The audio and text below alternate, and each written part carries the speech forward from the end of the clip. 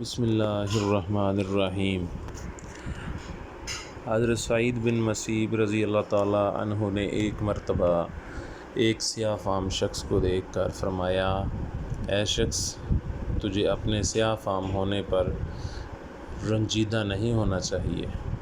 اچھے اور صالح لوگوں میں سے 3 اشخاص ایسے ہیں جن کا تعلق سیاہ فام علاقے سے تھا: حضرت بلال رضی اللہ تعالیٰ عنہ، حضرت عمر رضی اللہ تعالیٰ عنہ کے غلام حضرت مہیج رضی اللہ تعالیٰ عنہ، اور لقمان حکیم، جو کہ نوبہ کے بڑے بڑے ہونٹوں والے سیاہ فام باشندے تھے۔ حضرت عمر بن قیس کہتے ہیں کہ حضرت لقمان حکیم ایک مرتبہ بڑی محفل میں وعظ کر رہے تھے کہ ایک چرواہا آپ سے کہنے لگا کہ کیا آپ فلاں جگہ میرے ساتھ بکریاں نہیں چرایا کرتے تھے؟ آپ نے فرمایا، ہاں، بات ایسی ہی ہے۔ پھر وہ پوچھنے لگا کہ آپ پھر اس مرتبہ پر کیسے پہنچ گئے؟ آپ نے جواب دیا کہ سچ بولنے اور لا یعنی کلام سے احتجاج کرنے کے سبب۔ اس کے مثل ایک روایت یوں ہے کہ اللہ سبحانہ و تعالی نے حکمت کے باعث حضرت لقمان کو بلند مقام عطا فرمایا تھا۔ کہا جاتا ہے کہ ایک مرتبہ ایک شخص جو پہلے سے آپ کو جانتا تھا، آپ سے کہنے لگا کہ کیا تم وہی غلام نہیں ہو جو کل تک بکریاں چرایا کرتے تھے؟ فرمایا، ہاں، میں وہی ہوں۔ اس نے پوچھا، پھر یہ مقام کیسے حاصل ہوا؟ فرمایا، اللہ کے فضل و کرم، امانت کی ادائیگی، راست گوئی اور لا یعنی چیزوں کو ترک کرنے کے سبب۔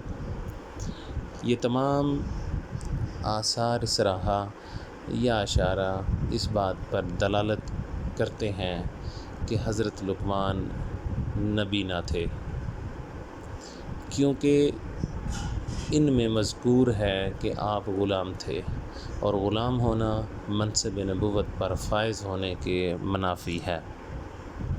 انبیاء کرام علیہ السلام حسب نسب اور خاندانی لحاظ سے سب سے اعلیٰ اور برتر ہوا کرتے ہیں۔ ایک شخص حضرت لقمان سے کہنے لگا کہ کیا تم بنی حماس کے غلام نہیں؟ فرمایا، ہاں، واقعی ہوں۔ اس نے پھر پوچھا کہ کیا تم چرواہے نہیں ہو؟ فرمایا، بات اسی طرح ہے۔ پھر پوچھنے لگا کہ کیا تم سیاہ فام نہیں؟ فرمایا کہ بظاہر ایسا ہی ہے، لیکن یہ تو بتاؤ کہ تمہیں ان چیزوں پر تعجب کیوں ہو رہا ہے؟ وہ شخص کہنے لگا کہ مجھے اس بات پر تعجب ہے کہ آپ کے پاس ہر وقت لوگوں کا ایک ہجوم لگا رہتا ہے، اور لوگ بڑی عقیدت اور شوق سے آپ کی باتیں سنتے ہیں۔ یہ سن کر آپ نے فرمایا، اگر تم میری باتوں پر عمل کرو تو تم بھی میرے جیسے بن سکتے ہو۔ سنو، نگاہ کو نیچا رکھنا، بات کو قابو میں رکھنا، حلال کھانا کھانا، شرمگاہ کی حفاظت کرنا، سچ بولنا، وعدے پورے کرنا، مہمان کے ساتھ عزت و احترام سے پیش آنا، پڑوسی کا خیال رکھنا اور لا یعنی باتوں کو ترک کرنا میرا شیوا ہے۔ بس پھر یہی وہ باتیں ہیں جن کے باعث میں اس مقام پر پہنچا ہوں۔ ان باتوں پر عمل پیرا ہو کر تو دیکھو تم بھی اس مقام کے حامل ہو سکتے ہو۔ حضرت ابو درداء رضی اللہ تعالیٰ عنہ نے ایک دن حضرت لقمان کا ذکر کرتے ہوئے فرمایا کہ وہ کسی امیر کبیر اور اعلیٰ خاندان سے تعلق نہیں رکھتے تھے اور نہ ہی ان میں زیادہ دنیاوی خصوصیات پائی جاتی تھیں، بلکہ وہ سیدھے سادے سنجیدہ اور خاموش طبع انسان تھے، اکثر غور و فکر میں مشغول رہتے، گہری نظر والے تھے اور دن میں کبھی نہ سوتے تھے، نہ ہی کبھی کسی نے تھوکتے دیکھا، نہ ناک صاف کرتے، نہ کسی نے انہیں پیشاب کرتے دیکھا اور نہ قضائے حاجت کرتے اور نہ ہی غسل کرتے، نہ وہ ہنستے اور نہ لہو و لعب میں مصروف رہتے۔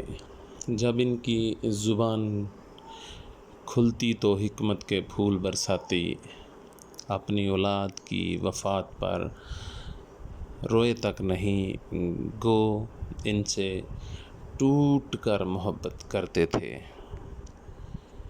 بادشاہوں اور حکمرانوں کے پاس اس لیے جاتے تاکہ وہ غور و فکر کریں اور عبرت حاصل کریں۔ بس یہی وہ خصوصیات ہیں جن کے باعث انہیں یہ اعلیٰ مقام نصیب ہوا، لیکن قرآن نے ان تفصیلات کو غیر ضروری سمجھ کر نظر انداز کر دیا، فقط ان کے حکیمانہ پند و موعظت کے ذکر پر ہی اکتفا کیا ہے۔ تو میں سمجھتا ہوں ہمیں بھی اس لا حاصل بحث و تمہیز میں الجھ کر اپنا قیمتی وقت ضائع نہیں کرنا چاہیے اور اصل مقصد و ہدف کی طرف مائل باپرواز ہونا چاہیے۔ کتاب کے آخر میں معلم کائنات صلی اللہ تعالیٰ علیہ وسلم کے کچھ ارشاد ہدایات بنیاد بھی رقم کر دیے گئے ہیں کہ جس طرح آپ لوگوں کے پیغمبر ہیں، اسی طرح آپ کی باتیں باتوں کی پیغمبر ہیں اور بزرگوں کی باتیں تو باتوں کی بزرگ ہوا کرتی ہیں۔ اللہ تعالیٰ ہم سب کا حامی و ناصر ہو اور اپنے حبیب کے طفیل ہمیں نمونۂ اخلاق اور غازی کردار بنائے۔ آمین ثم آمین۔